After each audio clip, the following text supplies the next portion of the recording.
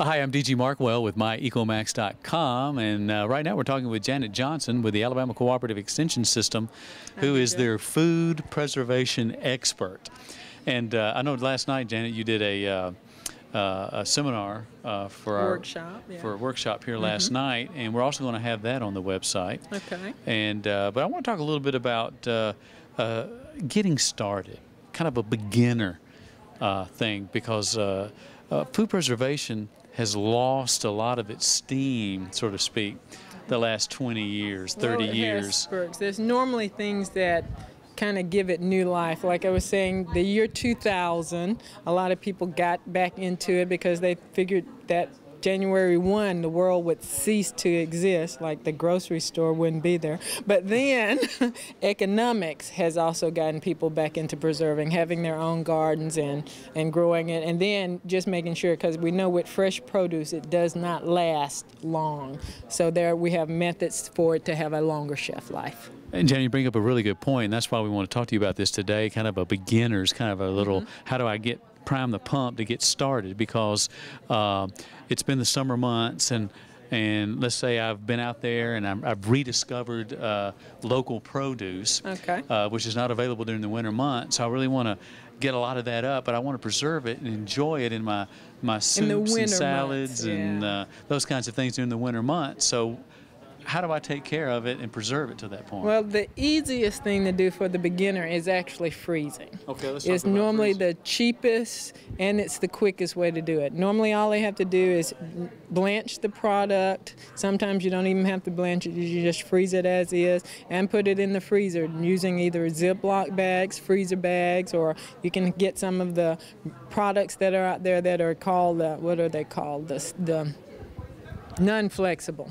Can't ever think of the right terminology when you need it. And you can just put it in the freezer. It's going to be good. The quality is going to be there. It'll last normally 6 to 7 months depending on what it is. Some things you can't freeze, like potatoes, cucumbers, high moisture, or very starchy things. But most everything else you can freeze, and it's simple to do. Well, you talked about before we start freezing, we need to blanch them. For those who don't know what blanching is, tell us what that is. Blanching is basically treating it normally in boiling water 2 to 3 minutes, and it is to stop enzymatic activity which causes the food to spoil. Okay. Now, you've got a couple of things here on the table that may have something to do with freezing, right? Well, or do you not? Not really, because freezing has to be kept in the freezer, so it would be very difficult. But that is one of the things, and it is the easiest that we do have. Now, if some people are a little bit more adventurous when it comes to vegetables, they do have to pressure can. And one of the advantages to canning foods is it's shelf stable. The product sits on the shelf. You don't have to worry about a lot of storage. You can actually go back into the box and you can put it up under the bed. Whereas with freezer, if the power goes out, and you know, right now it looks like it could storm, and power goes out 2 or 3 days, what's going to happen to that food in the freezer? And a lot of people have lost a lot of food. So that's one reason a lot of people do like to can. Yeah. Now, we talked about canning, freezing. Even over here, this is actually just another method of canning. This is our water bath canning, and it is for what we call high acid foods. Typically fruits, jams, jellies. You can actually even do tomatoes because it's a high acid food. And these can be done in a water bath canner. So when I was a kid in the 60s, I used to go to Kentucky to visit my grandmother, and she always had strawberry preserves just like this, and this is how they did it. That's how they did it. Now, I also see some dehydrated vegetables and fruits down here. How does that work, and how does somebody get started in that? Well, again, it's the oldest method of preserving, actually, relatively easy but time consuming. You have different methods of drying. You can do solar drying, where you can just sit it out in the sun. Temperature has to be about 85 degrees or higher, but you have to watch humidity.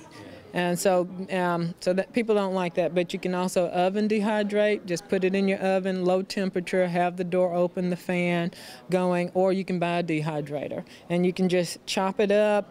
Anything can be dehydrated, just about anything, because right here we have okra.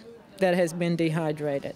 And then when you get ready, and as you can see, you'll want to condition it after you dry it. Make sure that the moisture is evenly distributed. But as long as it's dry, normally down, losing about 80% of its moisture, you can store it at room temperature in an airtight, this is just a Ziploc bag, but you could use it, squeeze out all the air, and it's safe. Not going anywhere. Power goes out, no problem. Lights go out, no problem. As long as it don't get wet, no problem. It's going to be there for a very long time. Get ready to use it, just toss it into whatever you want to put it in. And you can do vegetables, and here we have some dehydrated apples. Also makes a healthy snack. Terrific. Well, Janet, thank you for this time. Again, we had you last night do a seminar. It was very well attended. Yes, it was. And we're going to do it again. So for those of you who are watching today on our website, be checking out this website for future food preservation with Janet Johnson. Thank